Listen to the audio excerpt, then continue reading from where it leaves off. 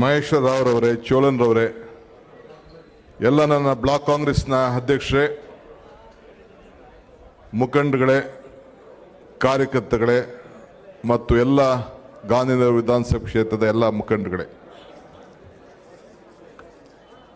ಬೆಂಗಳೂರು ನಗರದ ಹೃದಯ ಭಾಗದಲ್ಲಿ ಐತಿಹಾಸಿಕ ಬದಲಾವಣೆಯನ್ನು ತಾವೆಲ್ಲ ನೋಡ್ತಾ ಇದ್ದೀರಿ.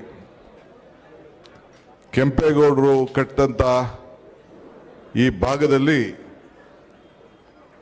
ಹಳೆದನ್ನ ಮರಿಬೇಕು, ಹೊಸ ರೂಪವನ್ನು ಕೊಡಬೇಕು ಅಂತೇಳಿ ನಮ್ಮ ದಿನೇಶ್ ಗುಂಡೂರಾಯರು ಕಂಕಣವನ್ನು ಕಟ್ಕೊಂಡು ಇವೆಲ್ಲ ಸ್ವಲ್ಪ ನಿಲ್ಲಿಸ್ಬೇಕು. ಈ ಶಿಲ್ಲೆ ಜೈಕಾರ ದಯವಿಟ್ಟು ನಿಲ್ಲಿಸ್ಬೇಕು. ನೀವು ಎಲ್ಲ ಕಳಸ್ಪಳ್ಳೆ ವ್ಯಾಪಾರ ಇಟ್ಕೊಂಡು ಮಾಡಕ್ ಹೋಗ್ಬೇಡಿ. ನೀವು ಸ್ವಲ್ಪ ಇರಿ.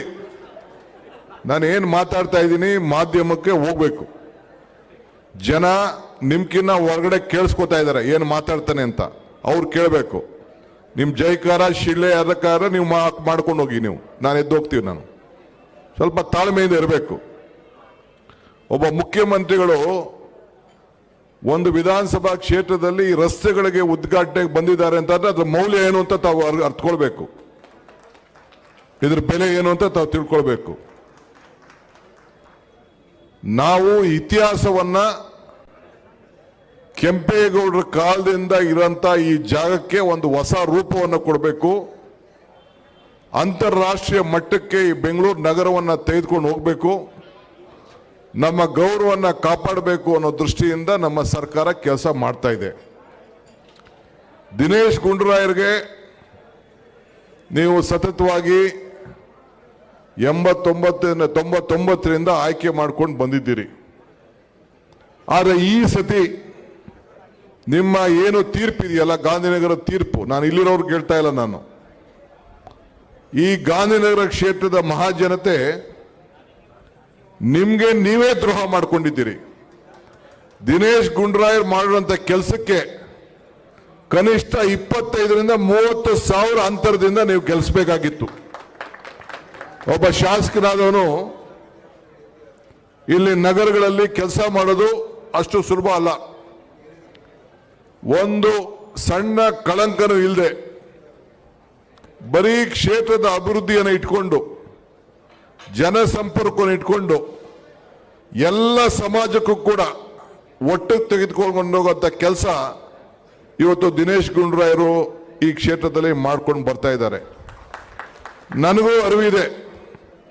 1981ರಿಂದ ಹಿಡಿದು 20 ವರ್ಷಗಳ ಕಾಲ ಇದೇ ಗಾಂಧಿನಗರದಲ್ಲಿ ವಿದ್ಯಾಭ್ಯಾಸ ಮಾಡಿ, ವ್ಯವಹಾರ ಮಾಡಿ, ವಿದ್ಯಾರ್ಥಿ ನಾಯಕರಾಗಿ ಎಲ್ಲ ಇಲ್ಲೇ ಇದ್ದವು. ನಾನು ಒಂದೊಂದು ಗಲ್ಲಿನೂ ನನಗೆ ಗೊತ್ತಿದೆ. ಗಾಂಧಿನಗರದ ಒಂದೊಂದು ಗಲ್ಲಿನೂ ಕೂಡ ನನಗೆ ಅರಿವಿದೆ. ಸಾವಿರಾರು ಜನ ಸ್ನೇಹಿತರುಗಳು ನನಗೆ ಇದ್ದಾರೆ.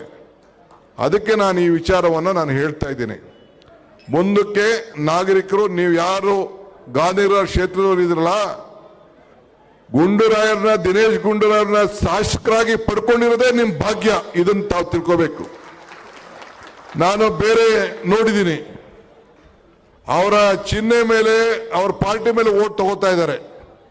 ದಿನೇಶ್ ಗುಂಡೂರಾಯರು ಅವರ ಕೆಲಸದ ಮೇಲೆ ಓಟ್ ತಗೊಳ್ತಾ ಇದ್ದಾರೆ. ಕೆಲಸ ಮಾಡಿದ ಬಗ್ಗೆ ಓಟ್ ತೆಗೆದುಕೊಳ್ತಾ ಇದ್ದಾರೆ. ಮುಂದಕ್ಕೆ ಎಲ್ಲ ಕಾರ್ಯಕರ್ತರು ಅವ್ರಿಗೆ ಮಂದಟ್ ಮಾಡಿ ಹೋಗ್ಬೇಕು. ಈಗ ಇಲ್ಲೇ ತೆಗೆದುಕೊಳ್ಳಿ. ಇವತ್ತು ನಾವು ಈ ರೋಡನ್ನ ಬದಲಾವಣೆ ಮಾಡಲಿಕ್ಕೆ ಹೊರಟಿದ್ದೇವೆ. ವೈಟ್ ಟ್ಯಾಪಿಂಗ್ ರೋಡ್ಗೆ ಬಂದಿದ್ದೇವೆ. ಇದು ಇಲ್ಲಿ ಜನ ದಟ್ಟಣೆ, ಈ ಬಿಲ್ಡಿಂಗ್ ಯಾವ ರೀತಿ ಇದೆ, ಬಹುಶಃ ಯಾವ ಪ್ಲಾನೂ ಇಲ್ಲ, ಏನೂ ಇಲ್ಲ, ಯಾವ ಲೆಕ್ಕಾಚಾರನೂ ಇಲ್ಲ. ನೀವು ಇಷ್ಟ ಬಂದಂಗೆ ಕಟ್ಕೊಂಡಿದ್ದೀರಿ. ನಾವು ನೀರು ಕೊಟ್ಟಿದ್ದೀವಿ, ಕರೆಂಟ್ ಕೊಟ್ಟಿದ್ದೀವಿ. ಆ ಜನ, ಇಡೀ ಬೆಂಗಳೂರು ಜನ ಎಲ್ಲ ವ್ಯಾಪಾರಕ್ಕೆ, ಹಳ್ಳಿಯಿಂದ ಬಂದವರೆಲ್ಲ ಇಡೀ ರಾಜ್ಯದಲ್ಲಿ ಇಲ್ಲಿಗೆ ಬಂದು ವ್ಯಾಪಾರ ವಹಿವಾಟು ಮಾಡ್ಕೊಂಡು ಹೋಗ್ತಾ ಇದ್ದಾರೆ. ಇರಲಿ, ನಾನು ಅದನ್ನು ಚರ್ಚೆ ಮಾಡೋಕೆ ಹೋಗುದಿಲ್ಲ. ನಾವು ಯಾವುದು ಬಿಲ್ಡಿಂಗ್ ಹೊಡಿಬೇಕು ಅನ್ನೋದು ಕೂಡ ಇಲ್ಲ. ಆದರೆ ಸ್ವಲ್ಪ ಗಾಳಿ ಬೆಳಕುವಾರು ಇರಬೇಕಲ್ಲ ಅಕ್ಕಪಕ್ಕದವ್ರಿಗೆ, ಅದಾರು ಕೂಡ ನಾವು ಆಲೋಚನೆಯನ್ನು ಮಾಡಬೇಕಲ್ಲ. ಸೊ ಅದಕ್ಕೆ ಇವತ್ತು ಬೆಂಗಳೂರು ನಗರದಲ್ಲಿ ಸಿದ್ದರಾಮಯ್ಯನ ನೇತೃತ್ವದ ಈ ಸರ್ಕಾರ ಏನು ಬಂದಿದೆ, ನಾನೇನು ಈ ಒಂದು ಬೆಂಗಳೂರು ನಗರದ ಜವಾಬ್ದಾರಿಯನ್ನ ಸಿದ್ದರಾಮಯ್ಯನವರು ನನಗೆ ಏನು ವಹಿಸಿದ್ದಾರೆ, ನಮ್ಮ ಸರ್ಕಾರದಲ್ಲಿ ನಾವು ತೆಗೆದುಕೊಂಡಂತ ನಿರ್ಧಾರ